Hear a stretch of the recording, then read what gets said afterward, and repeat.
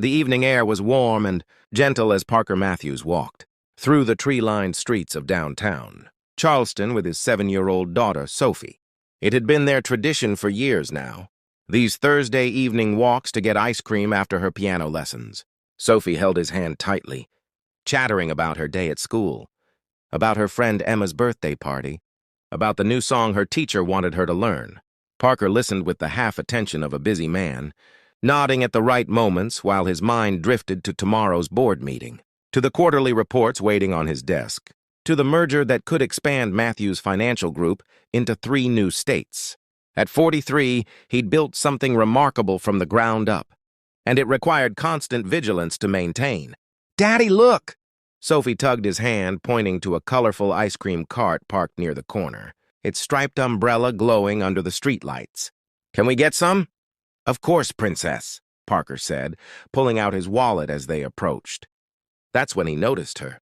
A little girl, maybe 5 years old, standing a few feet away from the cart. She wore a faded pink dress that had clearly been washed too many times, and her blonde hair was pulled back in a simple ponytail. She watched the other children, with their ice cream cones, with an expression that wasn't quite longing, but something deeper.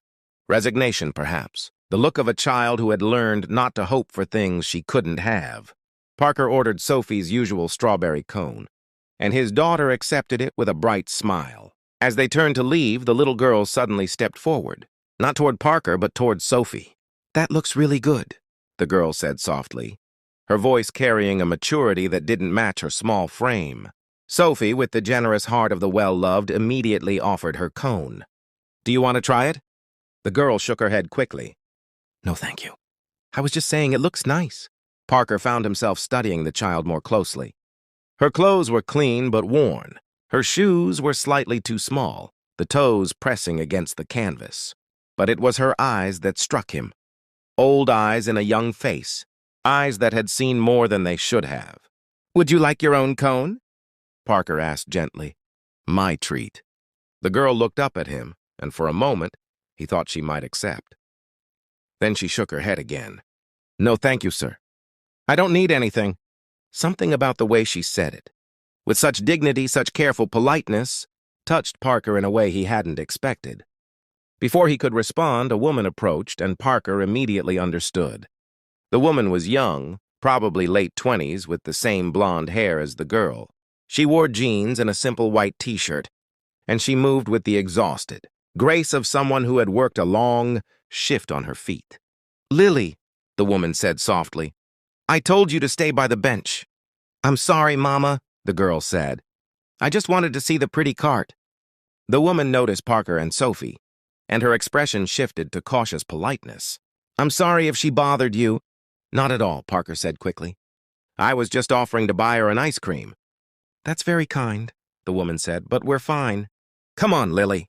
Parker watched them start to walk away, the little girl's hand in her mother's, and he felt something shift in his chest. Sophie tugged on his sleeve. "Daddy, why doesn't she have ice cream?" "I don't know, sweetheart," Parker said honestly. "Can we give her money so she can buy some?" Parker looked at his daughter, at her innocent concern, and then back at the woman and child walking away. On impulse, he called out, "Excuse me, wait, please." The woman turned, wariness in her eyes. Parker approached slowly, pulling out his wallet. "I'm sorry, I don't mean to intrude, but my daughter and I would really like to buy you both ice. Cream, please. It would make Sophie happy." The woman looked at him for a long moment, clearly weighing pride against practicality. The little girl, Lily, looked up at her mother with hopeful eyes.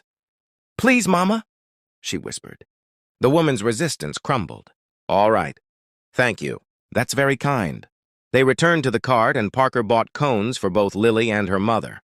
He watched Lily's face transform as she tasted her chocolate ice cream, pure joy replacing that too-old expression. "I'm Parker," he said, extending his hand to the woman. "And this is Sophie." "Claire," the woman replied, shaking his hand briefly. "And this is Lily."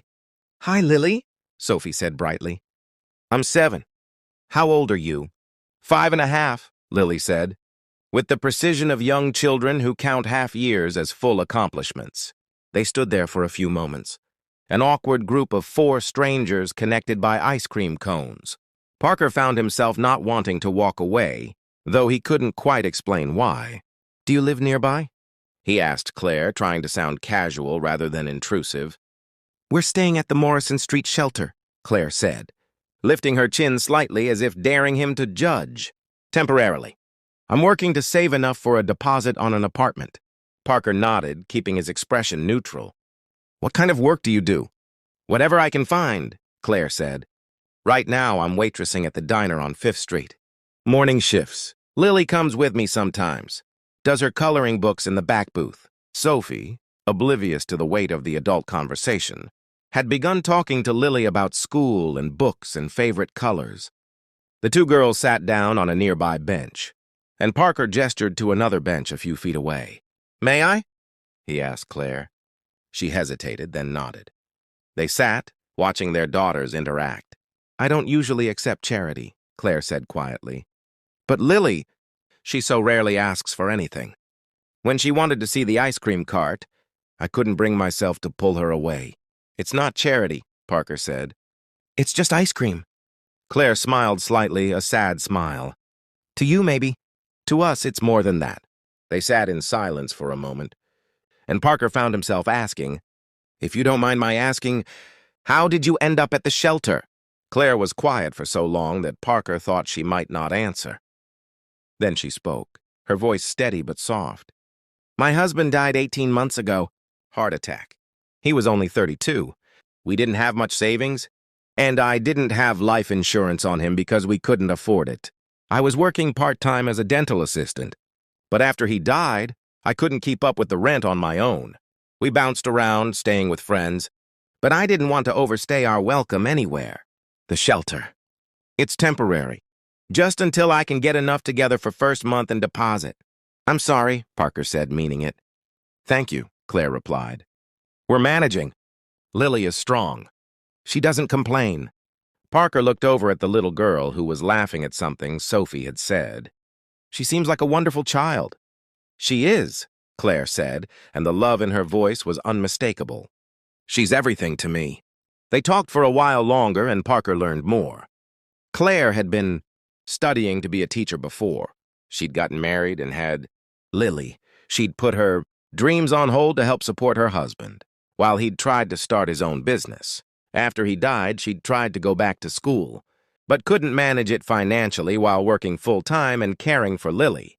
As the evening grew later, Parker felt an unfamiliar reluctance to say goodbye. "Listen," he said carefully, "my company is always looking for good people.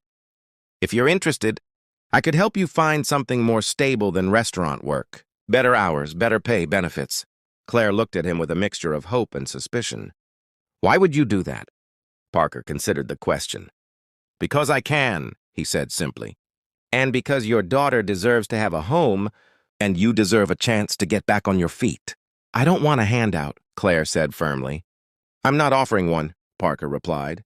"I'm offering a job. You'd have to work for it, same as anyone else. But I can at least make sure you get a fair shot at an interview." Claire studied his face, searching for the catch. "What's your company?" "Matthews Financial Group," Parker said. "We have positions in various departments. With your background, you might be good in client relations or administrative support." Claire's eyes widened slightly. "You're that Parker Matthews? The CEO?" "I am," he admitted. She shook her head slowly. "I don't understand. Why are you doing this for complete strangers?" Parker looked over at Sophie and Lily, who were now standing by the ice cream cart, comparing the colors of their dresses. "Honestly, I'm not entirely sure. But something about meeting you and Lily, it reminded me of something I've forgotten lately. That life is more than quarterly reports and profit margins. That sometimes the most important thing we can do is help someone who needs it." The next week, Claire came in for an interview. Parker had arranged for her to meet with the head of client services.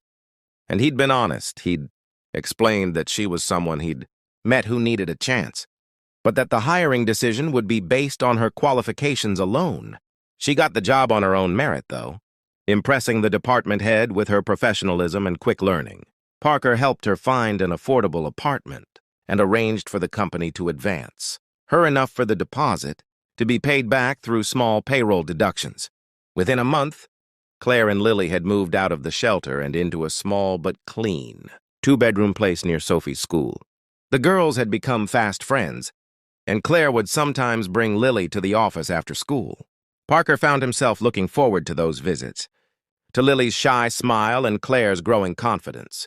One afternoon, about 3 months after their first meeting, Parker was walking through the office lobby when he saw Lily sitting in one of the chairs, coloring quietly while she waited for her mother. On impulse, he sat down next to her. "Hi, Mr. Parker," she said, looking up with a smile. "Hi, Lily, what are you drawing?" "A house," she said, showing him a picture of a yellow house with a red door and flowers.